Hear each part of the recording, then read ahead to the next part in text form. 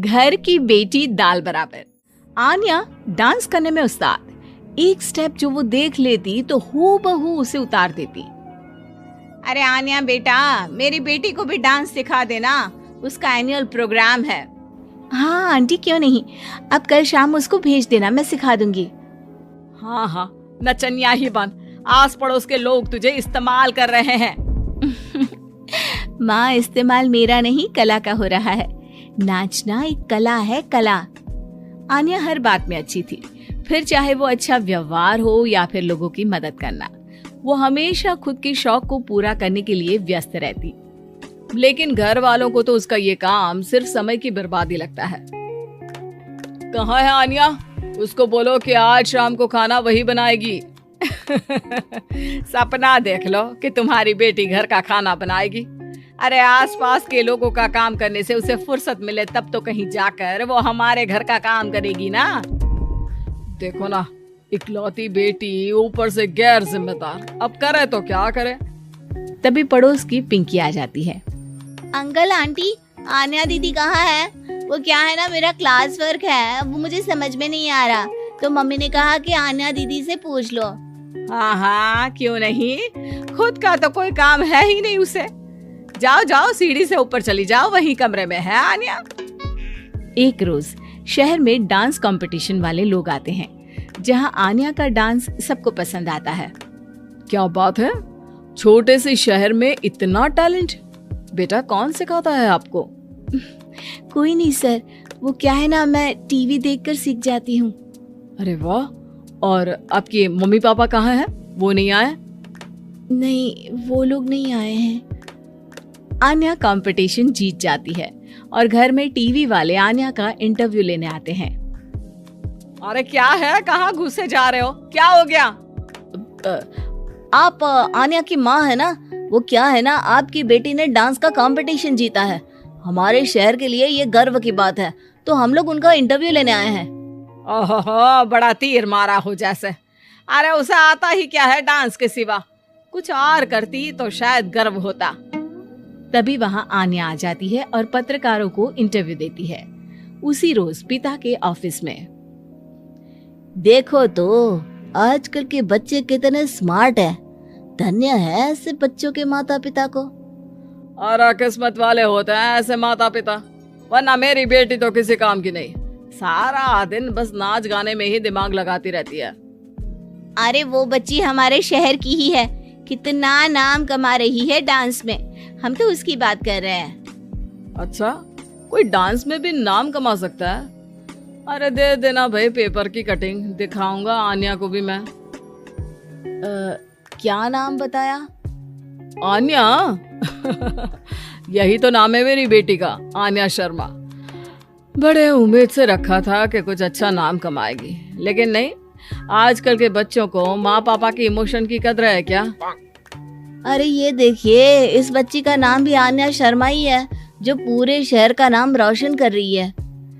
पिता अखबार देखते हैं तो सामने बेटी की ही फोटो रहती है, लेकिन ये क्या, जिस फोटो को देखकर हर कोई गर्व कर रहा था, पिता को उस पे कुछ भी खास दिखाई नहीं देता। हमारी ही औलाद है ये, पता नहीं कब कहाँ जाकर नाम लिखवाती है, मुझे तो पता भी नहीं है। अरे शर्मा जी, जरा मिलवा दीजिए ना अपनी बच्ची से, मैं अपनी बेटी को भी ऐसा ही बनाना चाहती हूँ।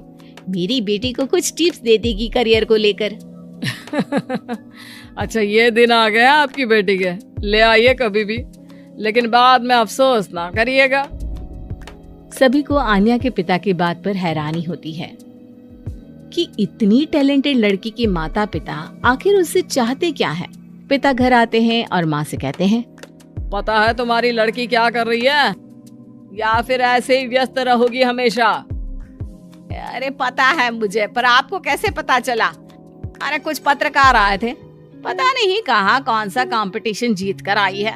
नजर रखा करो उस पर। तभी वहाँ पड़ोसन आ जाती है, जो पति पत्नी दोनों ही डॉक्टर होते हैं।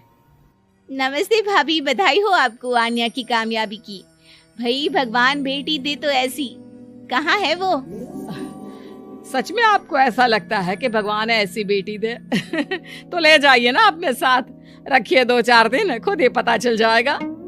और नहीं तो क्या, सारा दिन करती क्या है, कहाँ रहती है, हमें तो कुछ पता नहीं होता। ना बताती है ना पूछती है। खैर देखिए, वो वक्त अब गया जब माता पिता बनकर बच्चों की परवरिश की जाती थी। अब तो बच्चों को साथ बिठाकर बात करना जरूरी है। वो क्या कहते हैं, बच्चे के दोस्त बने। तो क्या आप दोनों अपनी बेटी के दोस्त हैं? हाँ, बस अब यही बाकी रह गया था। खैर बताइए, क्या काम है आपको? वो क्या है ना, मैं और मेरे पति दोनों को ही इमरजेंसी कॉल आ गई है अस्पताल से। मेरी बेटी आन्या की अच्छी दोस्त है, तो मैं क्या उसे आन्या के पास छोड़ दूं अगर वो फ्री है तो? माँ कुछ बोलती उतने में ही आन्या आ जाती है। वाह आंटी, क्यों नहीं, मैं फ्री ही हूँ। आप निश्चिंत रहिए, मैं उसका पूरा ख्याल रखूंगी। थैंक्स बेटा। वो अपनी बेटी उनके घर छोड़ जाती है, जो आन्या की उम्र की ही होती है। ये क्या मजाक है आन्या? हम लोगों को सोना भी होता है और हर घर का अपना कायदा होता है। मुझे बिल्कुल पसंद नहीं है कि तुम किसी को भी घर में घुसा लो। धीरे बोलिए पापा, कैसी बात कर रहे हैं? अंकल आंटी डॉक्टर है, पता है ना डॉक्टर का फर्ज क्या होता है। अगर वो किसी की जिंदगी बचा रहे हैं तो क्या हमारा फर्ज नहीं बनता कि हम भी उनकी किसी न किसी तरह से मदद करें? आपको तो पता है घर पर अकेले रहना कितना अनसेफ है। हाँ, तो दुनिया को सेफ करने का जिम्मा तू नहीं ले रखा है? अरे बहुत महंगे अस्पताल के डॉक्टर हैं वो लोग, खूब पैसा मिलता होगा, लेकिन ये नहीं कि मेड रख ले। क्या कहती आन्या, कैसे माँ पिता को समझाती कि किसी की मदद करना कोई बुरी बात नहीं है। खैर कुछ महीनों बाद आधी रात को माँ जोर जोर से चिल्लाकर आन्या के कमरे में जाती है। बेटा बेटा आन्या, पापा के सीने में दर्द हो रहा है, बेटा कुछ कर। हाँ माँ, मैं डॉक्टर को फोन करती हूँ। आन्या डॉक्टर को फोन करती है, लेकिन माँ, डॉक्टर को तो आने में काफी वक्त लग जाएगा। मैं पिंकी के पापा को बुला लाऊं? अरे वो नहीं आएंगे बेटा, वो लोग बहुत बड़े डॉक्टर हैं और हम लोगों के पास इतने पैसे भी नहीं है। माँ, मैंने डांस कंपटीशन में जो पैसे जीते थे वो है मेरे पास, आप चिंता ना करें, बस पापा का इलाज करवा ले। आन्या के कहने पर वो बड़े डॉक्टर ना सिर्फ आन्या के पापा का इलाज करते हैं, बल्कि उन्हें ठीक करके घर भी ले आते हैं। आज मैं सिर्फ अपनी बेटी की वजह से बच गया। भगवान सबको ऐसी बेटी दे।